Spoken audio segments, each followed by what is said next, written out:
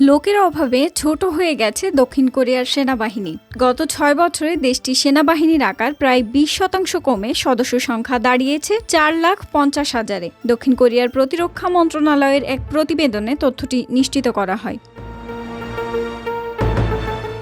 কর্তৃপক্ষ বলছে এই হ্রাসের প্রধান কারণ দেশটির উদ্বেগজনক নিম্ন জন্মহার। বর্তমানে দেশটিতে একজন নারীর সন্তান জন্ম দেওয়ার গড় হার মাত্র 0.75%।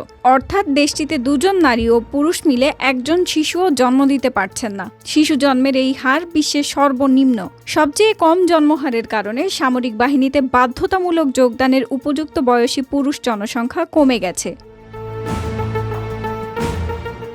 বিবিসি সূত্রে জানা যায়, দক্ষিণ কোরিয়ায় এখনও বাধ্যতামূলক সামরিক সেবা চালু আছে, কারণ দেশটি আনুষ্ঠানিকভাবে উত্তর কোরিয়ার সঙ্গে যুদ্ধাবস্থায় রয়েছে। উত্তর কোরিয়ার সক্রিয় সেনা সদস্যের সংখ্যা প্রায় 13 লাখ।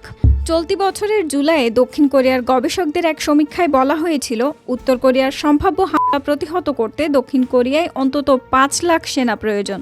বর্তমান সেনা সংখ্যা এই লক্ষ্যমাত্রার নিচে থাকায় দেশটি প্রতিরক্ষায় কাঠামোগতভাবে কঠিন অবস্থানে রয়েছে বলে সমীক্ষায় জানানো হয়। দক্ষিণ কোরিয়ার প্রতিরক্ষা মন্ত্রণালয়ের প্রতিবেদনে বলা হয়, 2006 সালে দেশটির সেনাবাহিনীতে 59টি ডিভিশন ছিল, কিন্তু এখন এই সংখ্যা কমে 42-এ দাঁড়িয়েছে। অনেক ইউনিট ভেঙে দেওয়া হয়েছে বা একীভূত হয়েছে। এদিকে ভূরাজনৈতিক উত্তেজনা বাড়ায় দেশটির প্রতিরক্ষা বাজেটও বাড়াচ্ছে। 2025 সালে দক্ষিণ কোরিয়ার প্রতিরক্ষা বাজেট দাঁড়িয়েছে $43 বিলিয়ন, যা উত্তর কোরিয়ার মোট জিডিপির চেয়েও বেশি।